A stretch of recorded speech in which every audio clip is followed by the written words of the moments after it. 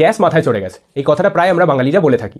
আজকের ভিডিওতে আমরা বুঝবো যে গ্যাস মাথায় চড়ে যাওয়ার পেছনে সায়েন্সটা কি, আদেও কি গ্যাস মাথায় চড়ে যাওয়া সম্ভব, গ্যাসের সমস্যা যাতে কম হয় আমাদের কী কী করা উচিত, আর কখন আমাদের ডক্টরের সাথে কনসাল্ট করা উচিত গ্যাসের সমস্যা হয়ে থাকে। মেডিক্যালি গ্যাস মাথায় চড়ে যাওয়া কিন্তু সম্ভব না, বাট স্টিল গ্যাস আমাদের হয়ে থাকলে আমাদের কিন্তু ফিল হয় যে একটু মনে হচ্ছে যে মাথাটা কিরকম ঝিমঝিম করছে। তাহলে জানা যাক এর পেছনে সায়েন্সটা কি।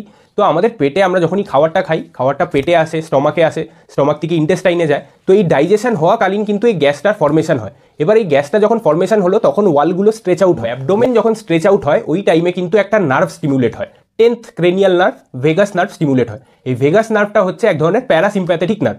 এই প্যারাসিম্প্যাথেটিক নার্ভ যখনই স্টিমুলেট হয় আমাদের হার্ট রেটটা কমে, আমাদের ব্লাড প্রেশারটা কমে। সেই কারণে কি হয়, আমাদের ব্রেনে সাফিসিয়েন্ট অ্যামাউন্ট অফ ব্লাড পৌঁছায় না, অক্সিজেন পৌঁছায় না। সেই কারণে কিন্তু আমাদের একটু ডিজিনেস লাগে, একটু মনে হয় মাথাটা কিরকম ঝিমঝিম করছে। এছাড়া গ্যাস হয়ে থাকলে আমাদের এই লাংসের নিচে একটা মাসেল থাকে, এরকম ফ্ল্যাট একটা মাসেল থাকে, সেটাকে বলা হয় ডায়াফ্রাম। তো ডায়াফ্রাম মাসেল কিন্তু স্ট্রেচ হয়। ডায়াফ্রাম মাসেল স্ট্রেচ হওয়ার জন্য আমাদের নিঃশ্বাসটা ভালোভাবে আমরা নিতে পারি না, ব্রিদিংয়ের একটু ডিফিকাল্টি হয়। সেই কারণে আবার সেই অক্সিজেনের ডেফিসিয়েন্সি হয়, ব্রেনে ভালোভাবে অক্সিজেন পৌঁছায় না, সেই কারণে মনে হয় যে মাথাটা একটু ঝিমঝিম করছে। গ্যাস ফর্মেশন হয় আমাদের গাটে, ওই টাইমে কিন্তু সাইটোকাইন নামের কিছু কেমিক্যাল রিলিজ হয়। এই সাইটোকাইনগুলো রক্তের থ্রু দিয়ে আবার সেই ব্রেনে যায়, সেই কারণে মাথাটা একটু ঝিমঝিম করতে পারে। গ্যাস হলে যেহেতু ভালোভাবে খাবারটা অ্যাবজর্পশন হয় না, সেই কারণে ব্লাডে গ্লুকোজ লেভেলটা কম হয়। সেই ব্লাড গ্লুকোজ লেভেল কম হওয়ার জন্য ব্রেনে ঠিকঠাকভাবে গ্লুকোজ পৌঁছায় না, তাই একটু মনে হয় যে মাথাটা ডিজিনেস হচ্ছে। তো আমরা বুঝলাম যে গ্যাস মাথায় ওঠা কিন্তু মেডিক্যালি পসিবল না, বাট সিমটমসগুলো শো হয় যেরকম কি আমাদের মনে হয় যে গ্যাসটা মাথায় উঠে গেছে। জানা যাক যে গ্যাসের সমস্যা আমরা কিভাবে কমাতে পারি। তো চেষ্টা করবেন যে খাবারটা টাইমে খেতে। দিনে যে 3-4 বার আপনি যখনই খাচ্ছেন, খাওয়ার অবশ্যই টাইমে খাবেন, একটা শিডিউলে খাবেন।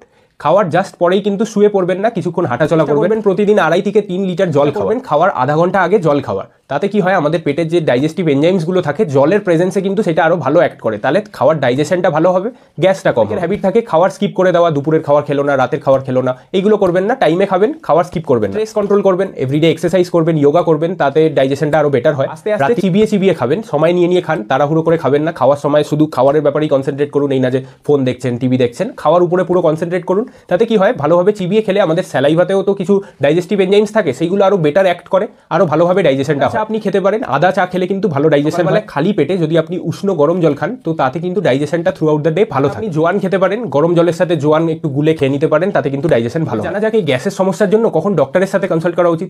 সাপোজ এই রোগটা আপনার পারসিস্টেন্টলি হয়ে আছে, সাপোজ 3-4 মাস 6 মাস ধরে আপনি ভুগছেন, টানা আপনার সমস্যাটা লেগে আছে, ওই কেসে অবশ্যই ডক্টরকে কনসাল্ট করুন। আপনার পায়খানা করার সময় ডিফিকাল্টি হচ্ছে কোনো ধরনের, রক্ত পড়ছে সাপোজ পায়খানার সাথে, ওই কেসে আপনি ডক্টরের সাথে কনসাল্ট করবেন। লুজ হচ্ছে বা আপনার বডিতে কোনো জায়গায় পেন হচ্ছে, খুব যন্ত্রণা হচ্ছে, আপনার স্লিপ কম্প্রোমাইজ হচ্ছে, রাতে ঠিকঠাকভাবে ঘুম হচ্ছে না, ওই কেসে কিন্তু ডক্টরের সাথে অবশ্যই কনসাল্ট করবেন। আশা করি ভিডিওটা ভালো লেগেছে। ভিডিওটা ভালো লেগে থাকলে অবশ্যই একটা লাইক করবেন, বন্ধুদের পাঠাবেন। পরবর্তী ভিডিও কোন টপিকে হওয়া উচিত নিচে কমেন্ট করে অবশ্যই জানাবেন।